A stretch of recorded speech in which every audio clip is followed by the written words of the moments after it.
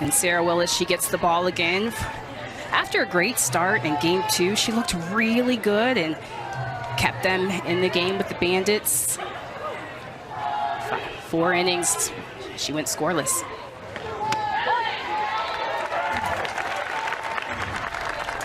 The Portland Cascade lineup once again sees Corby Otis at the top spot, back-to-back multi-hit performances in those final 2 games against the Blaze earlier this week. Megan Grant on deck, plenty of experience, but also youth in this Cascades lineup. They learned a lot about themselves in that 3-game series in Durham. Yes, and the Cascade, very youthful, but Coach Tariah Flowers trying to move her lineup around, still trying to figure out the pieces. So just moved Corby Otis up to the leadoff spot in that Cascade, in that Blaze series. Sarah Willis quickly ahead in the count, 1-2. Took a no-hitter into the 4th inning in her debut for the Talons this season. And the patented caw-caw chant out early. And that one just off the plate. And Sarah Willis, what she's known for is her changeup. She'll go to her early and often. You can see her, she's already thrown it to Corby Otis 2 times. 2-2 from Willis, spoiled by Corby Otis, who played her college ball for the University of Florida.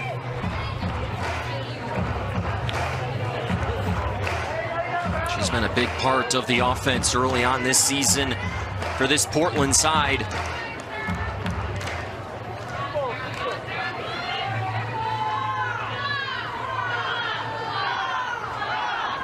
Willis eyeing a first strikeout. And misses low again as the count moves full. And just great location with that Sarah Willis changeup, just trying to spot it. And it's almost like a Bugs Bunny changeup. It's hard to sit on, you know it's coming. Something you definitely have to respect as a hitter.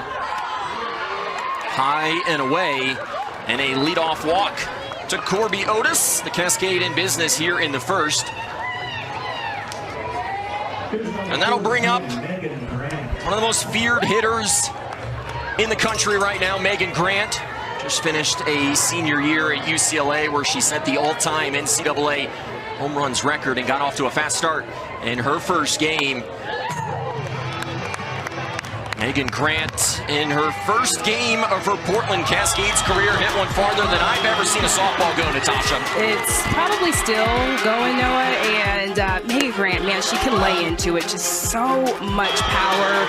And this went 313 feet, and mind you, it was a 78-mile-per-hour fastball from Carlin Pickens. Pops that one up into foul territory. Maddie Moore, who played her college ball at Clemson, couldn't make the play. 42 home runs this year for Megan Grant. Natasha, she hit a home run in 27% of the plate appearances that she was pitched to. And that's what the question was during the college season is, are they going to continue to keep pitching to Megan Grant? And she definitely can hit to all field. She's a bad ball hitter as well. Willis staying away on the 0-2 pitch. And Natasha, you and I were talking prior to this game. You think that that's the best way to pitch to Megan Grant, try to stay low and away? I would say stay low and away. At least you potentially keep it in the park. She probably can still get to it, but anything elevated she can get to. Instead, into shallow left field, Flippin and Andrews collide. Otis trying to go to third. She's safe. And a defensive miscue from a normally stout Talons defense. And now runners on first and third and nobody out.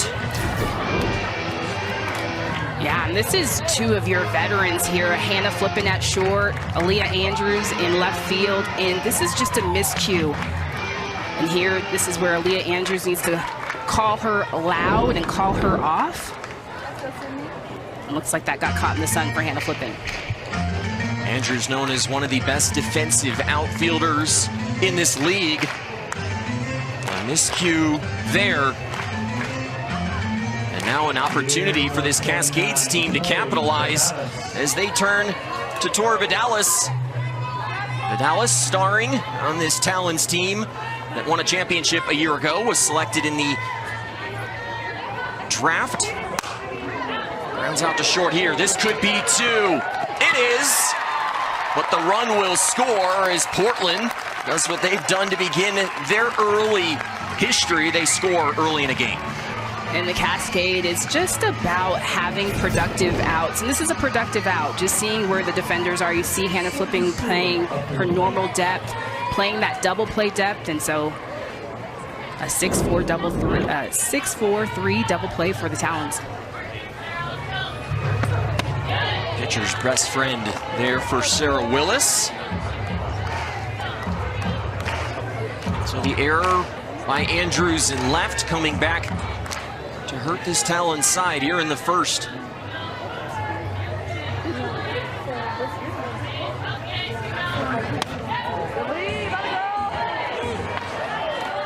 Here's Sydney Stewart, third catcher selected in the college draft. Jocelyn Erickson, Reese Atwood both going in front of her, but she started more games than all of them and powers this to deep center field, tracking back. Oh, what a play! Jada Coleman, that's why you want her in center field, goes up and makes a heck of a play to end the inning. Utah Talons, who come to bat. Aaliyah Andrews with a costly error leading to the Cascades' first run of the day. She will lead things off. Jada Coleman batting cleanup, and everyone eyeing a debut. Jordan Woolery, the former UCLA standout, will bat 6 today and play third base. And excited to see Jordan Woolery. I feel like one of the most clutch hitters out of that UCLA Bruin offense. So fun to see her get her start today. Landry ready. Andrews is ready. Let's do it. And a first pitch strike for Sam Landry, who her coach told us wanted to come in and be more aggressive in this outing. Yeah, and her last start was not bad, but not the start that she wanted, and so she felt like she kept going around hitters. So the goal today is to go right at hitters early in counts. Final stat line for Sam Landry, maybe a little deceptive. Went 2 2/3 innings. Gave up 2 earned, 6 total runs. Costly error by Kennedy Powell at third. Opened the door for the Blaze, who ran right through it. And that's the keys, is making the defensive plays behind Landry, and that's one of the focuses that Coach Flowers said that they worked on, is making sure that we take care of the ball. Grounded foul for Aaliyah Andrews. Hits in each of her first 3 games this year against that Bandit side.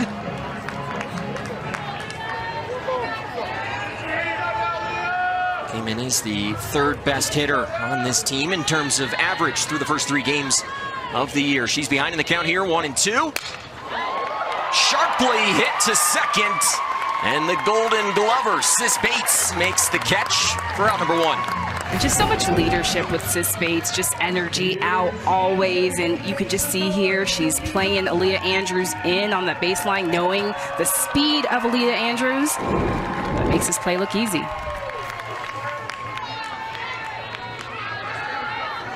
That'll bring up Hannah Flippin. And speaking of Golden Gloves, they're back in professional softball. And you have to imagine Sis Bates probably eyeing some hardware this year. Yeah, I think she would be a great candidate. Hannah Flippin again. Some of my defensive favorites.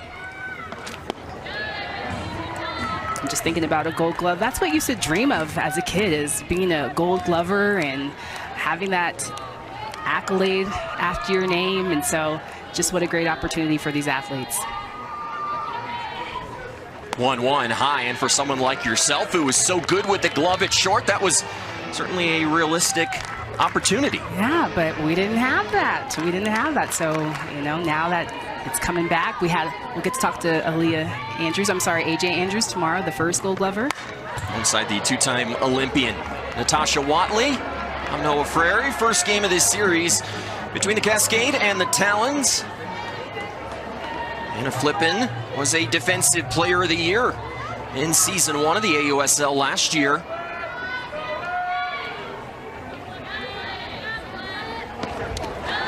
Two gets away from Stewart, and the count moves full. Sam Landry, just so much movement. What you'll see from her, she'll go to that drop, her rise, her change. Her changeup is elite. That sets up every other pitch, but it's the movement on her hard pitches. Her drop and her rise have such late break on them.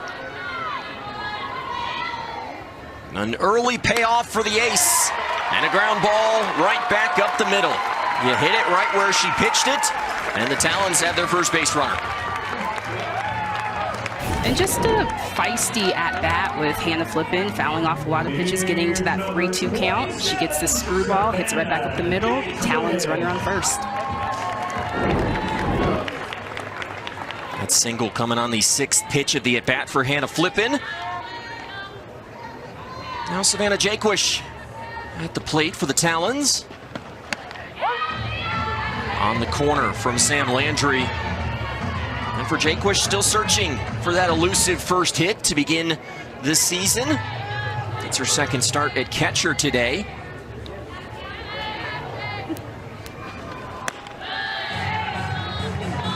Savannah Jaquish is just a Swiss Army knife to me. You can put her anywhere. You can put her anywhere in your lineup. You can put her anywhere defensively. She can play infield, the corners, outfield. She can catch. Possesses so much versatility. I think to your point, when you get someone like Jordan Woolery into this lineup, it allows you to use someone like Jaquish the way you probably envisioned using her. Absolutely, and you know, knowing Charlize Palacio is behind the plate, you need to limit her innings a little bit, and so Jaquish can do that behind the plate. That's on the corner. 2-2.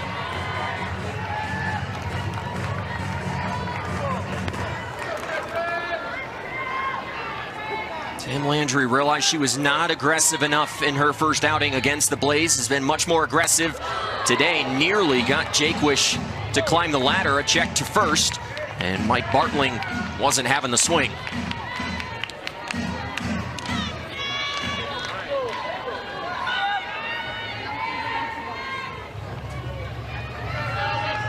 Runner on first. Hannah Flippin for the Talons. And a first strikeout for Sam Landry as Jaquish's early season struggles continue at the plate. And Sam Landry in that 3-2 count, you'll see her going to that drop in and just falls off the table and picks up a strikeout for the day.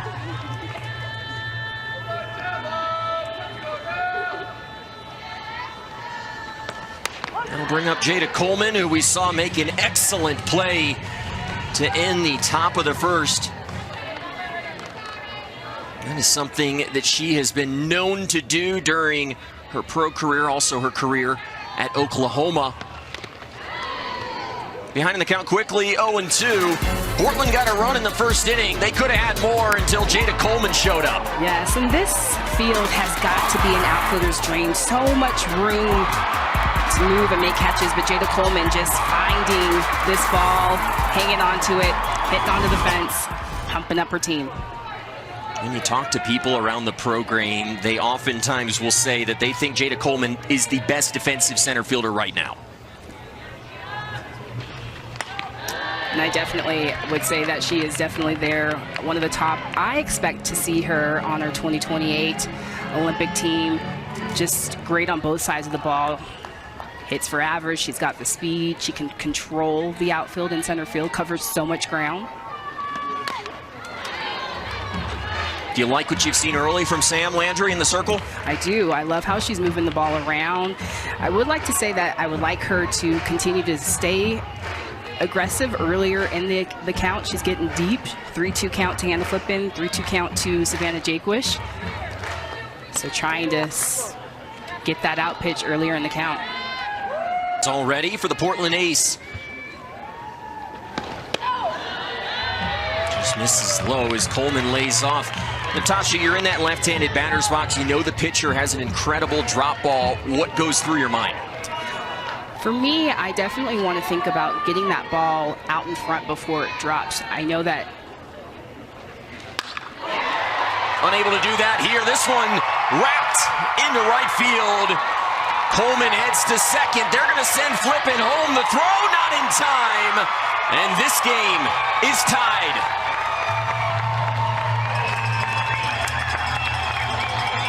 2 And this is the drop here from Sam Landry, and exactly what I was talking about. You want to make sure you're getting this ball out in front and getting that ball before it falls off of the table.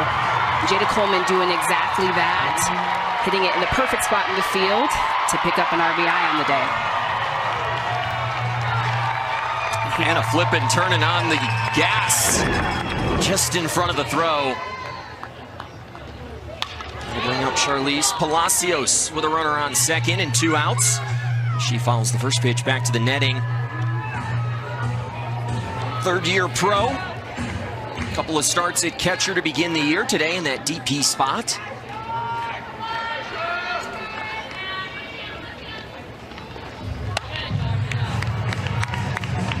Talked about being more aggressive if you're Sam Landry. First 5 batters that she's faced in this outing, she's thrown a first pitch strike. That's normally a formula for success. Yeah, she's just not capitalizing after that first pitch. She's starting to fall behind. So the Talons doing a good job of just being selective, being patient.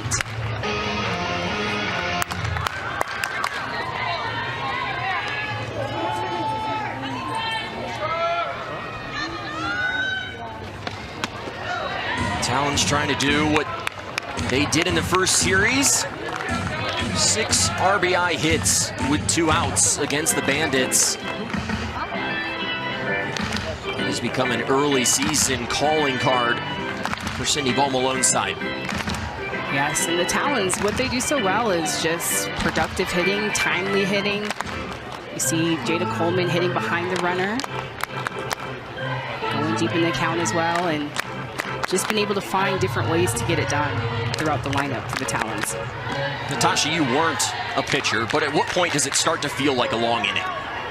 At this point. At this point, you know, you've gone through 4 or 5 batters. You're going deep into counts. Anytime you're getting over that 20 pitch mark. Landry gets the ground ball, Bates to first, and she gets out of the inning, but Jada Coleman delivers a big base knock. Utah and Portland tied at 1 after. And they do a good call, build up, puts the pressure on. Then they do a classic UTAH chant. Simple enough, gets the crowd going. This one's my favorite. When a game ends, you might see Jadalyn Alchin run behind home plate to the crowd. She does a little call and response. She'll go, you, and then the crowd will respond to her, call. So it's so neat to see that this team is only 4 games into its history, but the crowd is already so bought in. Yeah, to your point, Savannah, I think that's one of the things that I've most enjoyed over this first week, just the home markets. This is the first time that we've had that in the AUSL, and it has delivered. Ground ball back to Willis. The flip to first, and a quick out for SW66. Yeah, with all of the teams in their home markets and all of the fans just going and supporting. My colleague Amanda Scarborough said that she was traveling yesterday in the airport here in Salt Lake City, and there was an announcement announcing about the Talons, and so just the hype and the community and everybody coming around and supporting the Talons, it's been pretty neat. AUSL's done such a nice job marketing this team. Got into Salt Lake City yesterday and already saw multiple elements pushing fans to come out and enjoy some of the best softball in the world. 1-0 on the corner to the rookie, Kenley Cahalan. Played her college ball at Florida, has been great defensively through the first 3 games of the year, although her coach said still trying to figure out the pro game at the plate.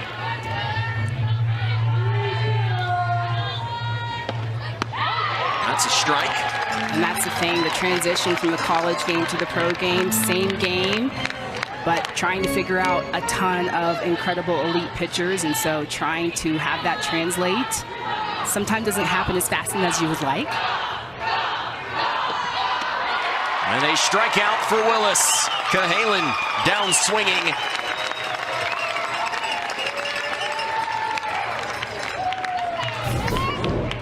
And Willis will just go to this changeup. It almost seems like it's just unfair. You know it's coming. You can try to sit on it, but it is just so slow. This one is at 50 miles per hour. And first strikeout of the day for Sarah Willis.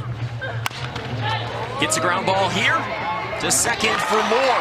And a clean 1-2-3 inning. Pro softball universe this week. Everyone was waiting for Nigeri Canada to put pen to paper. She does. Her debut is going to be delayed at least a day, but how excited are you to have one of the best back in the game?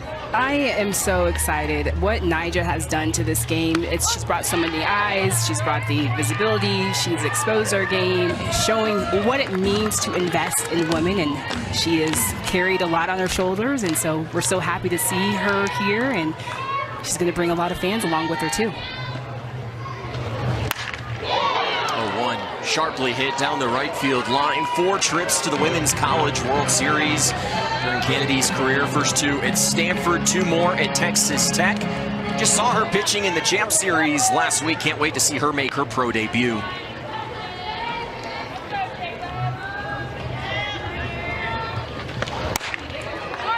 Landry gets the ground ball. Bates retires. Jordan Woolery for the first out of the inning. Where's she going to make the biggest impact, speaking of Kennedy, at the pro game? I think where she'll make a big impact is when they play in market in Texas, in Austin, just bringing all of those Texas fans. I think that that's going to be huge.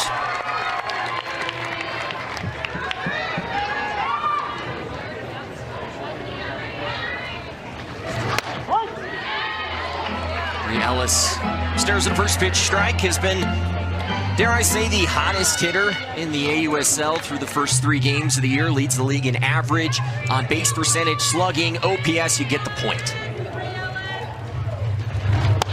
And when we talk about that transition from the college game to the pro game last year, just put so much pressure on herself, and so that was one of the things coming into this season, is just trying to get into that mental game of just keeping the same game and doing what she does best.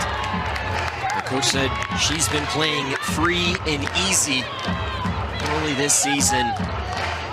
4 extra base hits already, 2 towering blasts in a park that's been really hard to get a ball out of.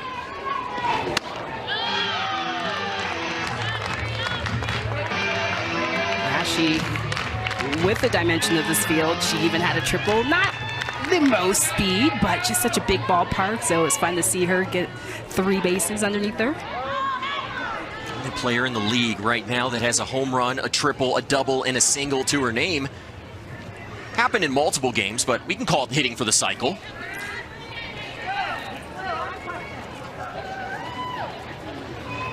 Now her head coach, Cindy Ball Malone, now to talk to our home plate umpire, Don Brown. Talked about Bree Ellis and her prowess of hitting him over the fence. And swinging with urgency, she looks great. Landry gets the call on the corner, count full once again. And Landry gives up a run, a pair of hits in that first inning. For a shutdown frame here. And that one's on the corner. Ellis was 2 steps towards first base. It's the second strikeout of the afternoon for the Cascade ace. Landry needed this one since she's been going so deep in counts, but this is that curve on the outer half. And I would say just a little bit up in the zone. And Bree Ellis thought that too.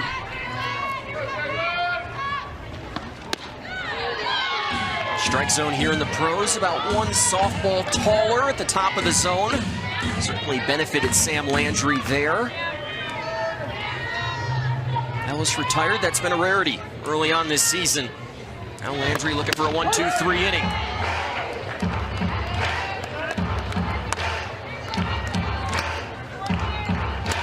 There's Jadlyn Alchin. Had the walk-off hit in game 3 to complete the sweep against the Bandits on Thursday night. And just keeps hitting. This one's fair. Alchin makes the turn. Will she think about 3? Yes, she will.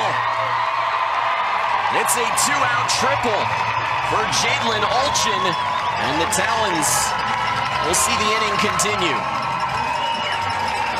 Jadlyn Alchin, just knowing what she's been to this Talons team, she has been such an integral part. And Lisa Fernandez, the GM, says that she was committed to the Talons, so how could I not have her on this team? Last year, she was one of the reserve players, was picked up, but continues to keep contributing to this offense. I think if you're a player in that reserve pool, she's the perfect example of what can happen when you come in and perform at this level. Yeah, and so many of the athletes that are getting that opportunity out of the reserve pool, it's about making the case, and I think Jalen Alchin made a tremendous case for herself last year of just always remaining and staying in the game, staying hot. Whenever her number was called on, was able to capitalize on all of her opportunities.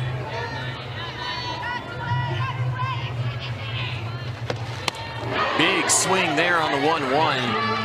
I think Alchin's such a big piece for this Talon side because you lose a couple of outfielders. Sierra Sacco-Ferry, who we see playing for the Cascade. You think of what Maya Brady's been doing early on in her career with the Spark. So the Talons rebuilding that outfield unit.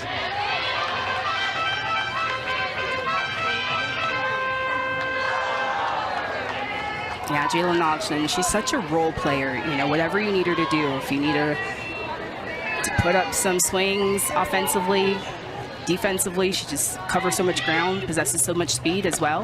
Maddie Moore powered that one foul. Moore still searching for her first hit as a pro. She was selected in the amateur draft a year ago by the Bandits, but didn't play in her debut with the Talons this season. Here's the payoff on the corner, and Landry has 2 Ks in the second. She strands Alchin at third. And Sam